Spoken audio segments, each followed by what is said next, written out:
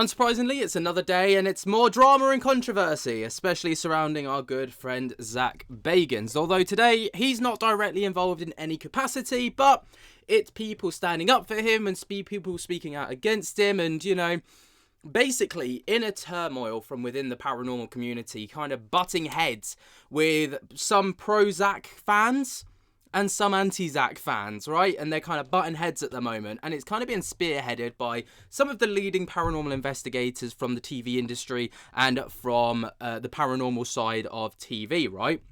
So, I've already gone over some drama that's happened recently with regards to Amy Bruni and also Nick Groff, right? And in extension, Tessa Groff, okay?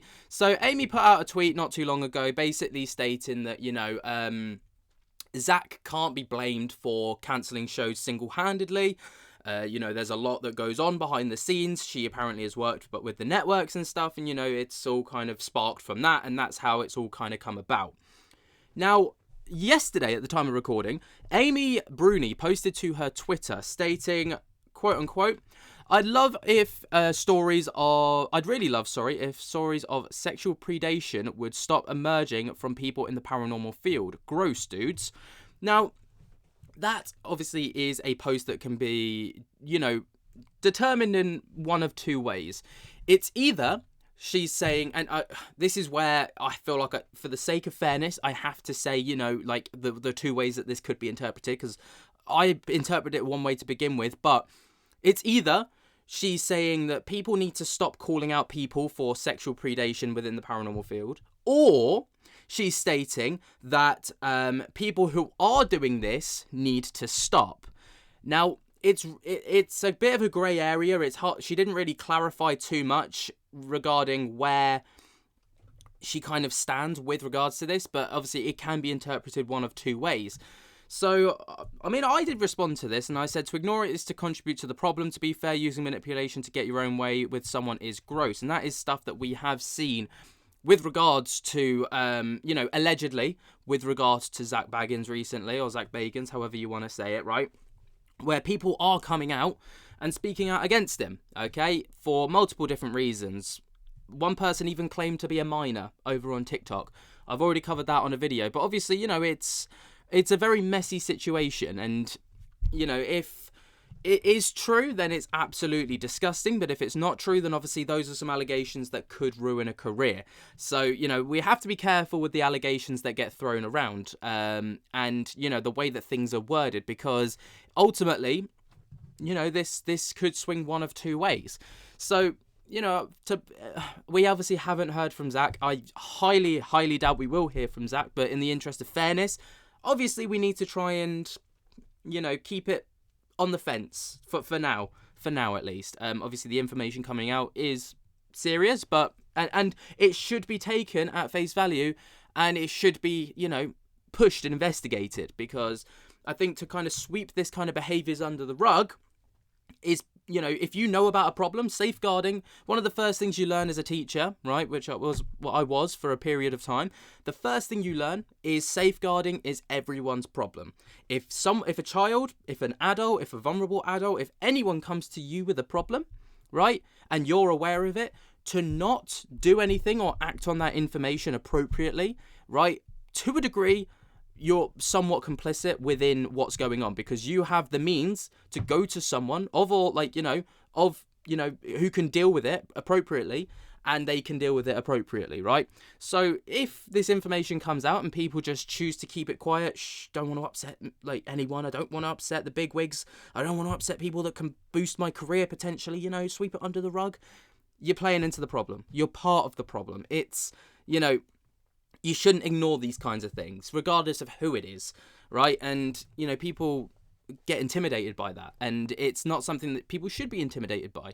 Anyway, moving forwards, that's a little side note that I feel quite passionate about this topic, because there's been a lot of times in my professional career as a teacher where, safeguarding was a problem for some people that I had to deal with, right? And, you have to handle it appropriately, and it's just ingrained in me.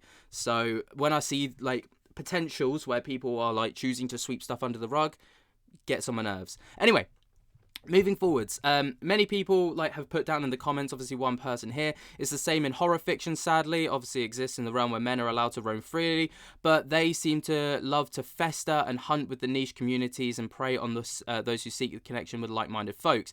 And then Amy responded this, absolutely so disheartening. Now, I don't know...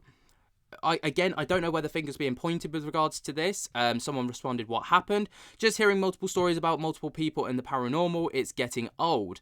Now, I mean, I want to be as balanced as possible, but obviously, in that sense, if allegations are old, right, and they're coming out from 10, 15 years ago, it shouldn't matter. There shouldn't be a time frame on allegations because obviously, ultimately they are allegations and that has to be, taken into consideration. But at the same time, you need to kind of allow people to speak, right? Otherwise, we never would have known about the likes of Jimmy Savile, for example. We wouldn't have known about the likes of Jeffrey Epstein, for example, right? Because people were too intimidated to come out before. But now, fortunately, they've been able to come out, and these people who were well loved in life, the true spotlight's been pointed on them. I'm not... please don't get me twisted, though. I am absolutely not putting Zak Bagans in a bracket with Jimmy Savile, all right? That's absolutely not the case. It was just an example, of allegations coming out. Anyway, before anyone gets the wrong idea. Dakota Layden obviously retweeted this as well with the side-eye emoji. Now, I don't know if he's backing Amy or if he's, kind of being like, what's this about kind of thing. But Tessa Groff is someone who was very outspoken with regards to this. So she retweeted this stating, you can't say the situation is gross after going out of your way to write an entire post defending the guilty person last week. That's just called backtracking, and it's pathetic. You know exactly who he is and what he's capable of, yet defended him anyways. That is gross. Amy responded to this, stating, this is the final time I'm responding to this. I didn't defend anyone. I didn't even use those exact words. I even used those exact words. I was trying to point out the industry-wide unemployment in all of reality television. You can continue to try to twist my words if you like, but it doesn't change what my intention was. I truly wish you guys the best of luck in any projects that you're working on. You seem to have a lovely family, and I hope things continue to grow well for you. Cheers.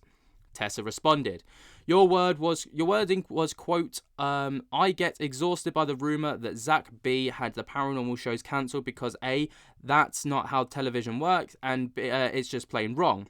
That's false and you know it. You continue to allude to quote unquote know things behind the scenes about paranormal lockdown or why it was cancelled. So the only person twisting or manipulating is you. No one is fooled. You can suck up to whoever you want. Doesn't make anyone in the industry like you more. And thank you for all the well wishes. Just try minding your own business next time. And then Amy puts up this from her initial tweet and highlights this part, stating, support your favourites in the independent projects and productions, that's it. No amount of crying to the network will change things, but please stop suggesting that one person took everything that we loved and worked for years and shut it down, because he didn't. And I'm not saying this to defend Zak, I'm saying this to defend ourselves and educate you. This is industry-wide, not just paranormal TV, and thousands of people are struggling with having their jobs and livelihoods taken away, essentially, right? Tessa responds, and again, no one was talking about you. No one person spoke about kindred spirits, and you knew Nick well enough to know what really went on. You're an ass kisser to whoever you think will get you a job, and then you backstab people. It's not cute.